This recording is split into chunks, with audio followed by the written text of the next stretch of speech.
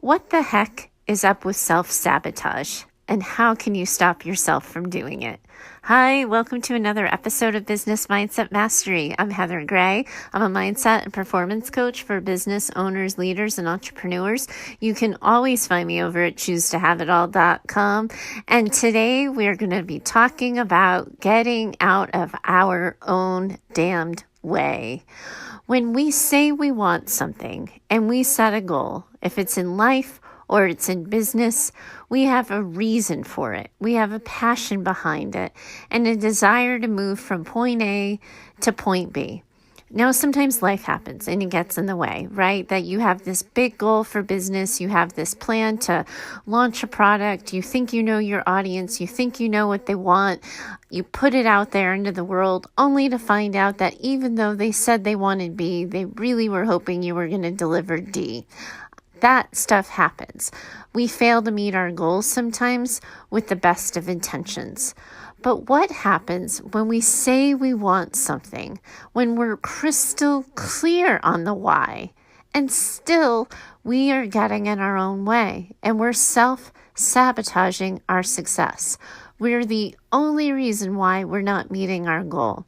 How do you catch yourself doing it? And what the heck are you supposed to be doing about it? That's what we're talking about today in today's listener question. It's a being human moment, so it comes from the personal side of life, but I don't think there's a business owner who's going to listen to this that doesn't recognize a pattern when they see it and know that they've fallen in that trap a time or two too. So let's dive in and I'll find you on the other side. Heather, do you have any experience helping people with self-sabotage? I honestly don't get it, but I know I've been watching myself do it time and time again. Why am I repeatedly disrupting my success and getting in my own way when it comes to meeting goals that I've set for myself? I've been trying to lose the baby weight for years. My son is turning 6 next month, after all. I've wanted to lose 35 pounds. I lost the first 20, but since then it has been a series of losing and gaining the same 5 to 7 pounds over and over again. I watch myself do it. I see myself ordering the unnecessary Frappuccino and I watch myself drink it. I see my workout gear on the floor right when I get up in the morning and I walk on by it only to have it be taunting me when I get home at the end of the day. I have all the tools I need to lose weight. I hate the way my body feels. I know I would feel better if I lost the weight. I know I feel better when I'm healthier. Why then am I always making a mess of it? Why do people do this? And what are the first steps I can take to stop? Well, first of all, you took the first step, my friend. You acknowledged that you were the reason this isn't working. You were acknowledging for yourself that this goal is certainly achievable for yourself if you would only get out of your way. What you're struggling with is understanding why you're self-sabotaging, and I get that. But on some level, it's consistent with fear and managing fear. And you'll hear me say on the show sometimes, I don't care why you're afraid or what you're afraid of. You just need to go and do the thing anyway. We can figure out the fear part later. On some level, I kind of think that too about self-sabotage. I think a lot of people pick and prod around it and poke at it and go, well, maybe it's because I believe that if I get to that goal and I lose all the weight, I'm going to gain it right away. And then what's the point of doing that? I'd rather never achieve the goal in the first place. And maybe it's because I like working on a problem and solving a problem way better than I like maintaining the solution. So maybe it's just easier for me to get in this win-loss rate rather than really attacking the problem and putting the pressure on myself to maintain it. Maybe having these extra pounds benefits me somehow. Maybe it feels safer being a little bit heavier and a little less healthy. Maybe this is an exercise in control for me. I'm finding the one thing in my life that doesn't affect anybody else that I can control, so I'm choosing this dysfunctional pattern of control. Maybe it's because I'm afraid of success. I'm afraid of what people's expectations of me will be. I'm afraid what people will think of me. I'm afraid that if I get to the top, people will just be waiting for me to fall or aiding and abetting and making it so I fall sooner. Maybe. I have no idea why you might be self-sabotaging. I don't know enough about your life, your personal history, or where you are in the world, or how you naturally move through the world to know why you're self-sabotaging. But those maybe thoughts I listed out usually indicate why the self-sabotage is existing in the first place. Self-sabotage is anxiety and resembles fear because it is a form that fear takes when it takes over. It's typically connected to a fear of success, a fear of what's going to happen next. Sometimes for some people, it's about achieving a level of happiness and being afraid that they're going to lose it and it's all just going to go away and fall apart. Sometimes it's this idea that people are going to look at them differently or see them differently, and they're going to have to navigate that.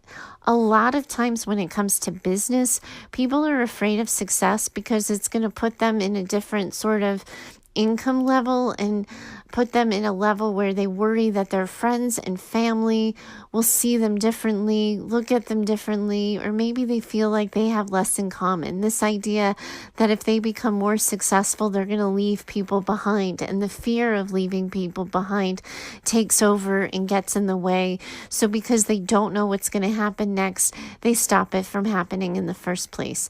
There's a lot of reasons why people are going to be scared. What you have to do for yourself is get honed in on why you think you might be scared, to get honed in and directive and clear with yourself about what is so scary for you about losing the weight, saying out loud, writing to me in 3 months and saying, Heather, I did it. I lost the next 15 pounds I needed to lose. Thanks so much. I feel so great. What would it feel like to put that in writing? What would you be losing or leaving behind if you lost the rest of the weight? What's getting in the way? What's your story about who you are now and how you move through the world now that you've identified yourself as someone who self-sabotage? But who were you when you were successfully losing the weight? When you said, I need to lose 35 pounds and holy heck, I've lost my first 20. How did that happen so fast? Because sometimes success, especially if it's quick success or feels like immediate success, sometimes that gets all tied up with our perception of worth, what we think we deserve, what we think we're capable of, and the stories we tell ourselves. And that sometimes we imagine that success is either going to change us or change people's perception of us. And because we can't get clear on what that might be, we just avoid it at all costs. What I would encourage you to do is see if you can poke around just a little bit. Don't go digging. Don't go psychobabble, run amok, and put yourself in analysis paralysis. But as you hear me kind of echo the different maybes and the different possibilities, see if I've said something that kind of grabs you and resonates and connects with you on a deeper level. That's a really good place to start. But then the next thing is to give yourself permission to succeed. To say to yourself, you don't know what's coming next. You don't know how your world's going to change. You don't know what's going to be asked of you, what challenges you're going to face. But it's okay. You've got this. You can face it. How many times in the raising of your son, from his birth until now, have you thought to yourself, I don't know what the heck I'm doing. How am I supposed to raise a boy who's this, that, and this, and that? How am I supposed to set limits? How am I supposed to love on him? How is he supposed to grow up feeling safe and secure in such a scary world? How? And bit by bit, day by day, you are figuring it out. Just like you figured out how to lose the first 20. You are somebody who's capable of solving the problem. So I would tune into your capability to give yourself some confidence, and then I would give yourself that permission to succeed. The other thing, though, is you get to decide what success looks like for you. So, for example, so many people get on Instagram and Facebook and social media, and they post their before and after pictures. Maybe you're somebody who's not going to want to make noise about it.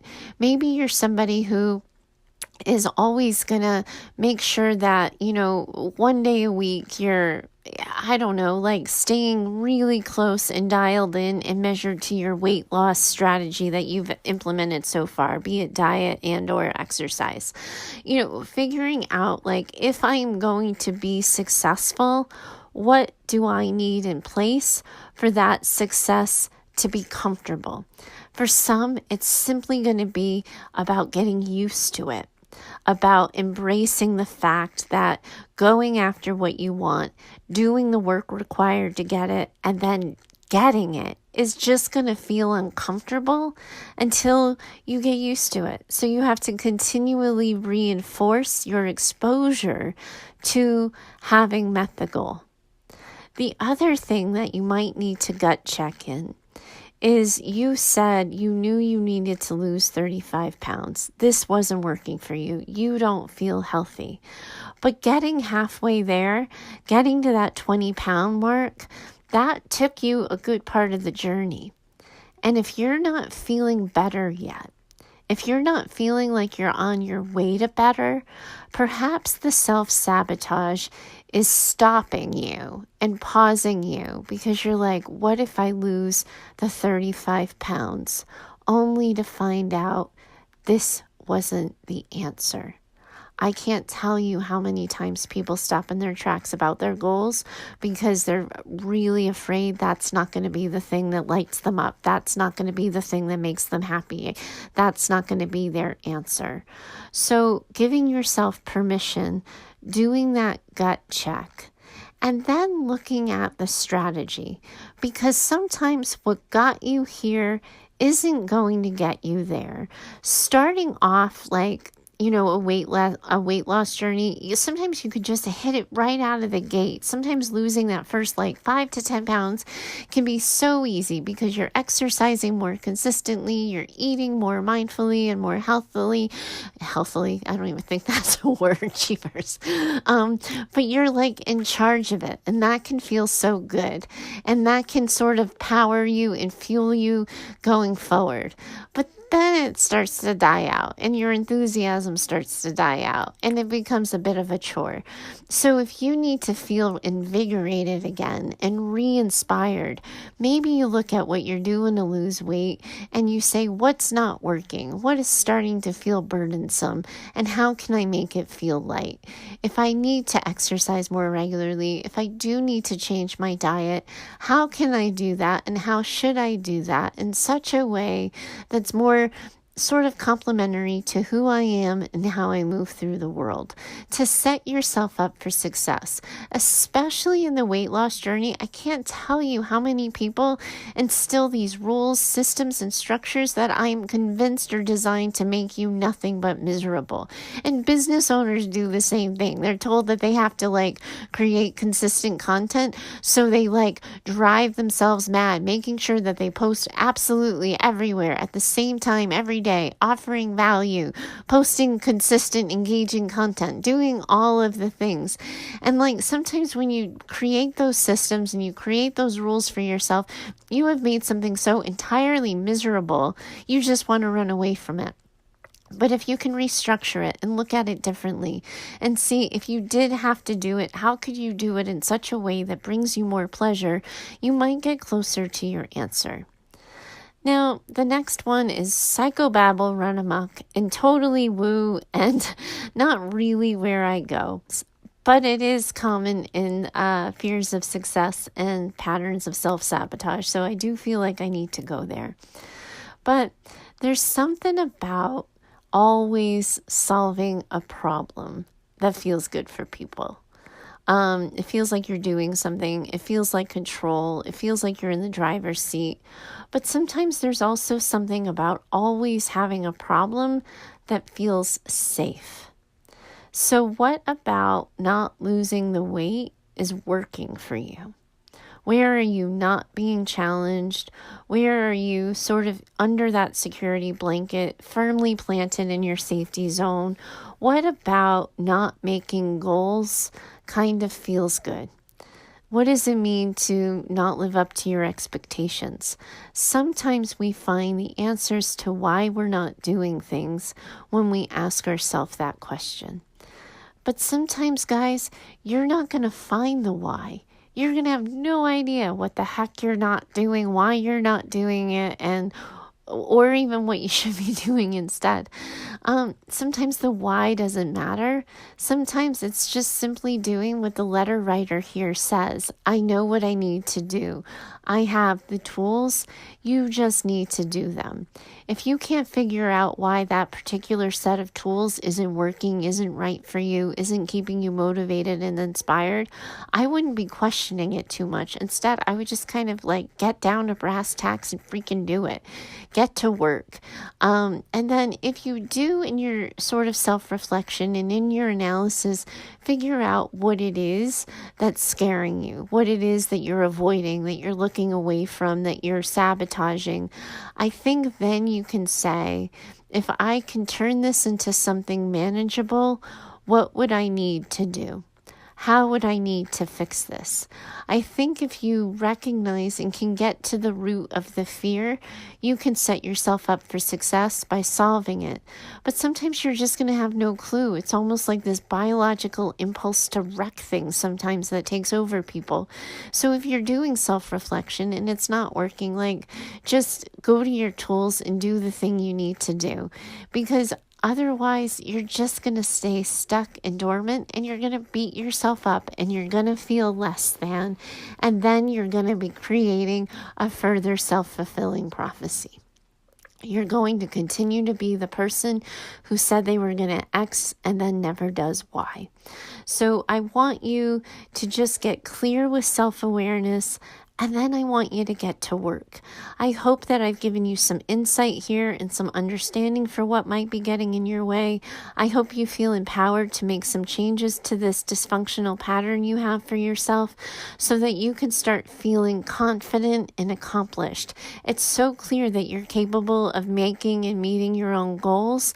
You just have to go the rest of the way. And sometimes the rest of the way is the hardest part, but I know you can get there. You just can't freeze, stop, or look away. You got to stay focused, figure out what isn't working, and then get started on what is. Thanks so much for reaching out to me today. I really enjoyed your question, and I know the business owners can take this singular personal example and turn it into a metaphor for their business life, because I know that bosses manage this too. Thanks so much for reaching out. If anyone has a question or wants my 2 cents on their problem, certainly find me over at heather@choosetohaveitall.com. But like I said to the listener, self-sabotage is a tricky beast, and it can be hard to understand and figure out on your own. If you are in an endless pattern of self-sabotage and you can't get out of your own way and you are just caught in analysis paralysis, I'm going to leave a link in the show notes for how you can work with me. You can sign up, get yourself booked in, and we can start attacking this together. I invite you to join me because I know if you are the only thing getting in your own way, I know that I'm just the person to get you out. Thanks so much for today. I look forward to talking to you next time. Bye for now. The podcast you just heard was published with Anchor. Got something you want to say to the creator of this show? Send them a voice message using the Anchor app, free for iOS and Android.